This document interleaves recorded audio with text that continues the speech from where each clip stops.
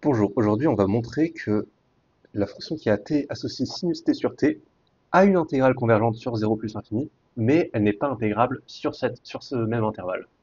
Alors ça c'est un exercice assez basique, mais quand même qui montre si vous connaissez bien votre cours de prépa, parce que ça c'est le genre de question qui peut être posé au concours. Peut-être pas cet exercice en lui-même, vu que c'est un exercice que normalement que tout le monde a déjà vu. Et au concours, on essaye de voir comment vous adapter à des exercices que normalement vous n'avez pas vus. Mais, euh, mais ce genre de questions, par exemple la question de savoir, l'examinateur, il peut vous poser la question, c'est quoi une intégrale convergente? Et les examinateurs, ils disent qu'il y a plein de gens qui savent pas répondre à cette question. Ils disent par exemple, une intégrale est convergente quand l'air sous la courbe est fini. Bah, c'est pas forcément faux, mais c'est pas ce qu'on apprend en prépa, quoi. Ce qu'on apprend en prépa, c'est euh, qu'une intégrale est convergente quand une certaine limite existe. Et c'est ce qu'on va voir aujourd'hui. Donc je vais rappeler d'abord les définitions. Je vous invite à le faire, cet exercice d'ailleurs, si vous vous sentez pas hyper à l'aise. Et même si vous vous sentez à l'aise, essayez de le faire parce que le faire bien, ça prouve vraiment que vous avez bien compris déjà le cours, ce qui est un prérequis pour réussir ces concours. Mais je vais rappeler quelques définitions. Donc déjà, f est d'intégrale convergente si f est continue sur AB ouvert, enfin elle est d'intégrale convergente sur AB, l'intervalle fermé. Avec B, on peut le prendre égal à l'infini. C'est ça la petite subtilité. Lorsque f est continue sur AB ouvert, donc, euh, voilà, ça veut dire ce que ça veut dire, ou bien continue par morceau. Parce qu'on peut aussi intégrer des fonctions continues par morceau, mais bon, ça c'est pas vraiment le sujet. Et que lorsqu'on s'approche de B, et ben l'intégrale de a à x euh, va tendre vers une limite. Donc cette fonction-là est convergente quand x tend vers B. C'est ça que ça veut dire que l'intégrale est convergente. Ça ne veut pas dire que l'aire sous la courbe est finie. D'ailleurs, on ne sait pas ce que ça veut dire en prépa. Une aire sous la courbe finie, on n'a pas de, c'est pas une définition très claire du fait qu'une intégrale est convergente. Et aussi, il y a une autre définition que les gens ne connaissent pas en général, c'est la notion de fonction intégrable. Donc c'est assez piégeux, le nom est peut-être un peu mal choisi, mais en fait une fonction est intégrable lorsque c'est la valeur absolue de la fonction qui est d'intégrale convergente. Et intégrale convergente, on a vu, c'était basé sur ça. Voilà, maintenant que vous avez toutes les définitions en tête, on va maintenant montrer que la fonction qui a t associé sinus de t sur t est, est d'intégrale convergente et qu'elle n'est pas intégrable. Donc on va commencer par le fait qu'elle est d'intégrale convergente, que l'intégrale de sinus t sur t entre 0 et plus infini converge. Alors là, si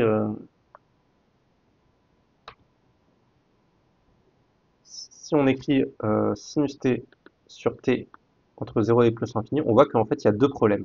Il y a déjà le problème en plus infini, parce que plus infini c'est toujours un problème, donc c'est un point impropre, plus infini, mais aussi en 0, parce que en 0, cette fonction elle fait 0 sur 0. Donc il va falloir voir ce que ça fait en 0. Donc ça, on se demande si cet intervalle converge. Ok, alors, on va commencer par en 0. En 0, on va voir que ça va être très facile, parce que en 0, on a que sinus t admet une limite enfin, sinus t sur t admet une limite en 0. Parce que t est équivalent à, enfin, sinus t est équivalent à sinus t est équivalent à t. Donc sinus t sur t, ça fait 1 quand t tend vers 0. Donc ça, normalement, c'est connu de tout le monde. Euh, donc on dit que l'intégrale est faussement impropre en 0. Voilà. Ce qui veut dire que, en fait, quand on a deux points d'impropreté, bah en fait, ce qu'on fait, c'est qu'on sépare notre intégrale en deux. En fait, l'intégrale de 0 à plus infini de sinus t sur t, euh, par définition, parce que par définition, en fait, on dit qu'elle est convergente si l'intégrale entre 0 et a de sinus t sur t est convergente. Donc ça, on vient de le prouver. Et si l'intégrale entre a et plus infini de sinus t sur t est convergente aussi. Voilà. Et peu importe le a, ça marche quand même. Donc maintenant, on va prouver que en plus infini, ça marche quand même. Donc là, ce qu'on vient de prouver, c'est que, par exemple, l'intégrale de 0 à 1 de sinus t sur t converge. Voilà. Et c'est pas si évident. Enfin, c'est évident une fois qu'on utilise l'argument, mais il faut quand même le justifier.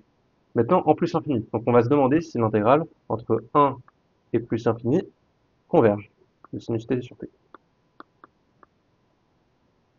Et là, on a un théorème qui nous dit que si on fait une intégration par partie, eh ben, euh, le résultat, l'intégrale qu'on a par intégration par partie, a, est de même nature que l'intégrale d'avant.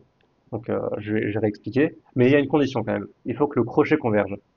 Voilà. Donc si je fais une intégration par partie, donc je vais dériver. En fait, on a envie de faire une intégration par partie parce que ça va. On se dit que ça va pas converger parce que à cause du 1 sur t. Parce que sinus de t sur t, on a envie de le majorer par 1 sur t en valeur absolue. Mais 1 sur t, c'est pas d'intégrale convergente. Donc on va essayer de faire baisser, enfin d'augmenter l'ordre de t. Donc on veut du 1 sur t carré. Donc pour ça, on va dériver le 1 sur t. Voilà, c'est un petit peu ça le raisonnement qu'il faut retenir.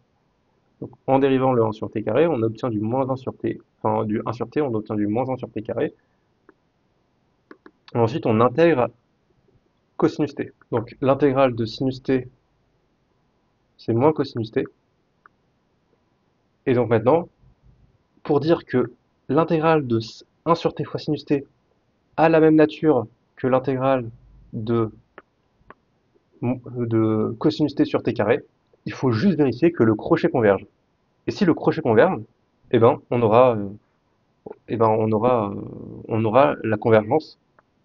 Enfin, on aura que ça et ça seront des intégrales de même nature. Eh bien oui, le crochet converge, parce que le crochet entre... parce que cosinus t sur t en 0, enfin en 1, vu que la borne c'est 1, ça fait cosinus 1 sur 1, enfin, donc ça c'est fini. Et cosinus t sur t en plus infini, ça fait 0, et c'est aussi fini. Donc en fait, pour que le crochet converge, en fait, on dit que le crochet converge quand évalué dans les deux bornes du crochet, ça fait quelque chose de fini. En gros, comme le crochet converge, on a que sinus t sur t est convergente si et seulement si on prend l'autre, bon on lui met un signe moins en plus, ça ne change pas la convergence, si et seulement si cette intégrale est convergente, donc cosinus t sur t carré. L'intégrale qu'on obtient en faisant une intégration par partie. Et celle-là, elle est convergente. Pourquoi? Parce que cosinus t, parce qu'elle est intégrable justement. Si je prends cosinus t sur t carré, et ben ça, c'est d'intégrale convergente, parce que c'est plus petit et positif. Enfin, c'est positif et plus petit que 1 sur t carré, et 1 sur t carré, c'est d'intégrale convergente. Vous pouvez le vérifier, entre 0, enfin, entre 1 et plus infini. Donc ça, c'est d'intégrale convergente. Si je fais comme ça, cette intégrale converge, parce que bah, on a ça en fait. Voilà, cosinus, la valeur absolue de cosinus t sur t carré est plus grande que 0. C'est ça qui nous permet d'utiliser le théorème de comparaison. C'est le fait que ce soit plus grand que 0, et c'est plus petit que 1 sur t carré. Ce qui fait que ceci est convergente, donc cosinus t sur t carré est intégrable, et l'intégrabilité implique que que la fonction soit d'intégrale convergente.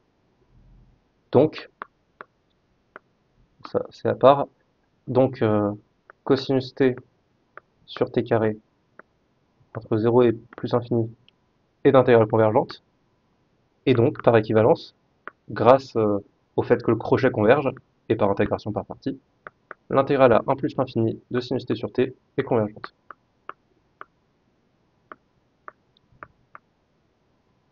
Et maintenant qu'on a traité les deux points de propreté, qui étaient 0 et plus l'infini, eh bien on a vu que les deux points d'impropreté, en fait, donnaient lieu à une intégrale convergente. Donc, en mettant tout ensemble pour faire une conclusion, on a que l'intégrale de 0 à plus l'infini de sinus t sur t est convergente. Voilà. Avec la définition qu'on a donnée avant du fait qu'une intégrale soit convergente.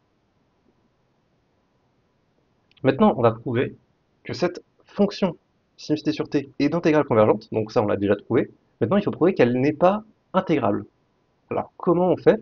Eh bien, il faut juste montrer que, donc le but c'est de montrer que sinus t sur t, mais cette fois-ci en valeur absolue, l'intégrale de 0 à plus infini de sinus t sur t n'est pas convergente. Et comme elle est positive, bah, ça veut dire que ça va faire l'infini, quoi. Ok, c'est ça qu'on veut prouver. Comment on va le faire? Eh bien, on va tout simplement faire des comparaisons. Parce que si on représente sur un graphique qui va se tracer tout de suite, voilà. Sur un graphique, on représente la fonction sinus t sur t en valeur absolue. Et bien, sinus t, déjà, sinus t en valeur absolue, qu'est-ce que ça va nous donner? Ça va nous donner tous les pi, 2 pi, etc. Ça va nous faire des ponts, en fait. Parce que la fonction sinus, elle oscille comme ça, rapidement faite, mais si je la prends en valeur absolue, ça va faire un truc comme ça, en fait. Avec tous de la même hauteur. Ça, c'est la fonction valeur absolue de sinus. Donc là, il y a le 1. Ouais, très important de faire des schémas. Mais maintenant, si je prends la fonction sinus t sur t, donc que je vais tracer en bleu, et ben ça va juste être la fonction que j'ai tracée en noir, mais à chaque fois divisée par t, donc divisée par un nombre de plus en plus grand. En gros, ça va commencer pareil, et ensuite ça va être de plus en plus petit. Mais nous, on veut que l'air sous la courbe bleue, on veut que ça tende, on veut prouver que ça tend vers l'infini. Ben en fait, on va juste dire que nécessairement, l'air sous la courbe bleue, en fait, elle vient d'où l'intuition que ça tend vers l'infini? Elle vient du fait que les ronds, là, les demi-cercles, enfin, c'est pas vraiment des demi-cercles, mais les formes que j'ai construites, cette forme-là, que j'ai construite en bleu, en fait, elles vont diminuer, mais à chaque fois, elles vont diminuer avec un facteur 1 sur t, enfin, par rapport à celle du début. Et donc, en fait, sommer toutes les aires en bleu, c'est comme sommer le premier, plus environ le premier divisé par 2, plus environ le premier divisé par 3, etc. Donc en gros, si je factorise la forme du début, ça fait la forme du début, plus un sur 2, plus un sur 3, etc. Donc c'est la série harmonique, et la série harmonique, elle diverge. La série Hn égale à 1 plus, etc., plus un sur n, ça tend vers l'infini. Rapidement, pourquoi ça tend vers l'infini? On l'avait déjà expliqué dans une vidéo, mais Hn plus 1 moins Hn, c'est égal à 1 sur n plus 1, ou plutôt 1 sur n si je prends Hn moins 1. Ça, c'est égal à ln de n, enfin à 1 sur n. Et 1 sur n, c'est équivalent à ln de 1 plus 1 sur n. Et ln de 1 plus 1 sur n, c'est ln de n plus 1 sur n. Donc c'est ln de n plus 1 moins ln de n. Et comme la somme, comme cette quantité qui va être notre somme de référence et, et de somme infinie, donc la série de termes général ln n plus 1 moins ln n, bon, elle va être égale à ln du plus grand terme de la série, donc elle va être divergente, alors je peux utiliser le théorème de sommation des relations de comparaison. En gros, si je fais la somme des hn moins hn moins 1, ça va être équivalent. Donc attends, je vais écrire ça beaucoup mieux. Si je dis que hn c'est égal à n pour allant, si je dis que c'est pour k allant de 1 à n, de 1 sur k, ça en fait c'est équivalent, par le théorème de sommation des relations de comparaison, à la somme pour k allant de 1 à n des ln de k plus 1 moins ln de k.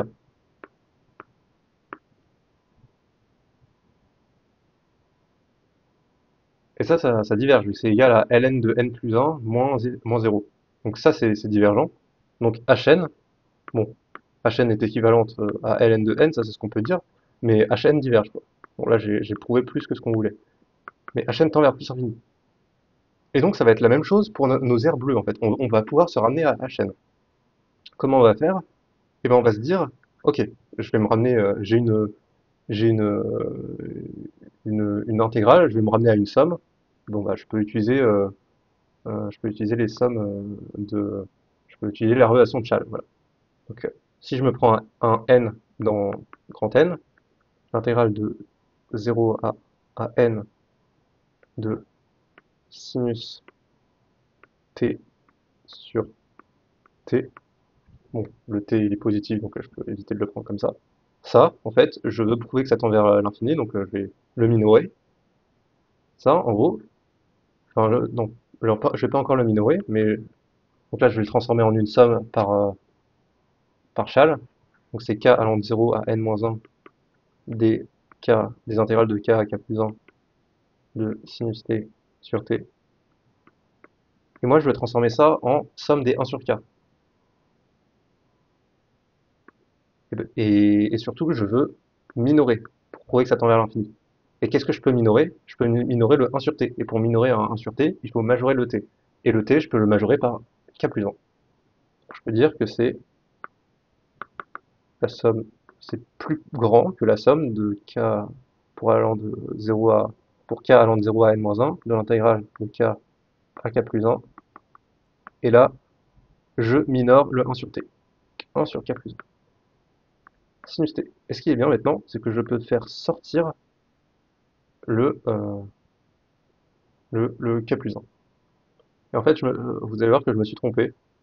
Bon, c'est pas très grave, j'ai corrigé, mais j'ai mal fait ma relation de Chal.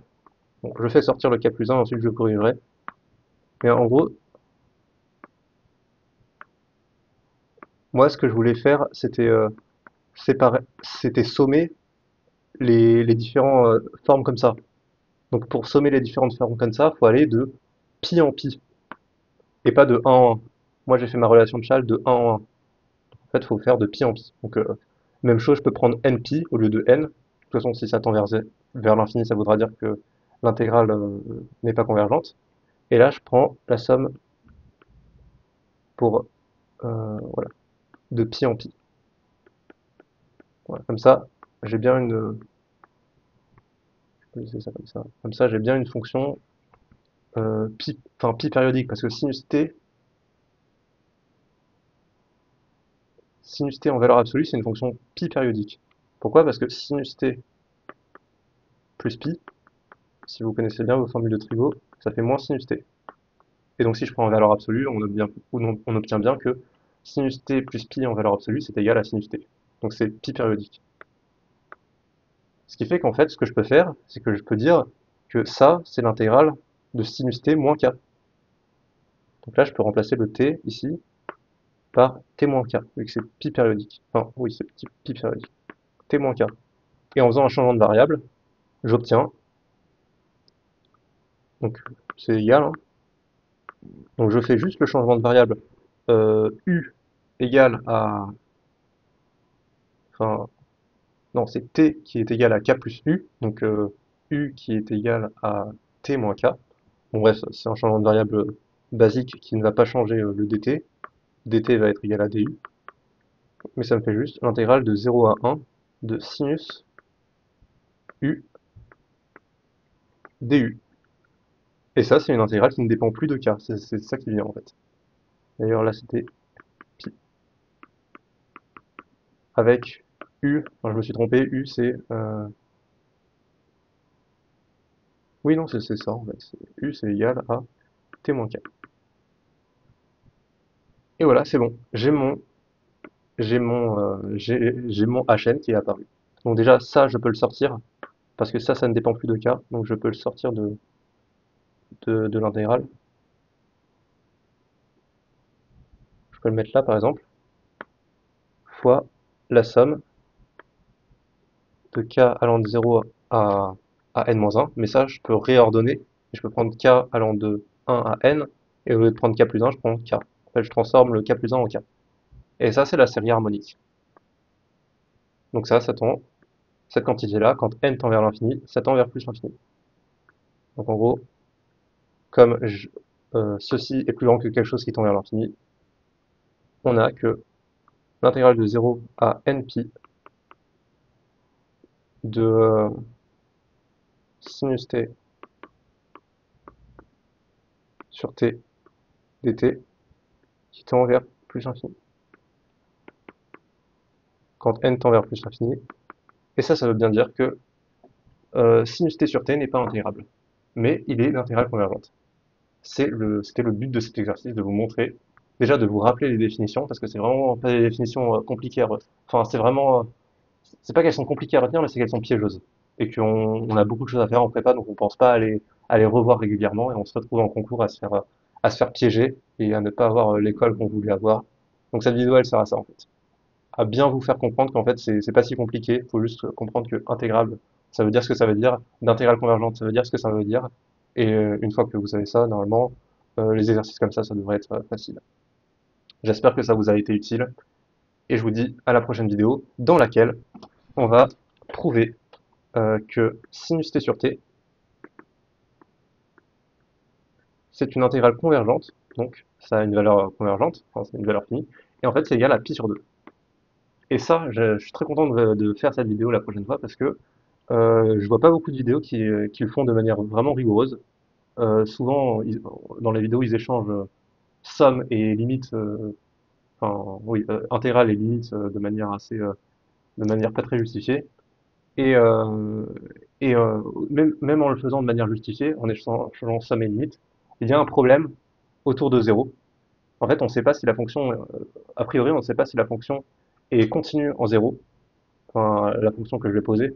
Si vous voulez savoir c'est laquelle, c'est f de x, qui a x associe l'intégrale de 0 à plus infini de sinus t sur t, et multiplié par l'exponentielle de moins xt. En fait, on ne sait pas si cette fonction est continue en zéro. Et même en utilisant des théorèmes très puissants comme convergence dominée, on ne peut pas prouver que cette fonction est continue en zéro. Enfin, on peut le faire, mais en faisant une intégration par partie. Euh, mais en gros, il faut travailler c'est une partie assez compliquée. Enfin, ça demande de réfléchir un peu, de prouver que ceci est continu en zéro. Et une fois qu'on aura que c'est continu en zéro, eh ben, on peut prouver de la manière très connue que cette fonction-là, en fait, f de x, si vous la dérivez et que vous la réintégrez après, ça fait pi sur 2 moins arctangente de x.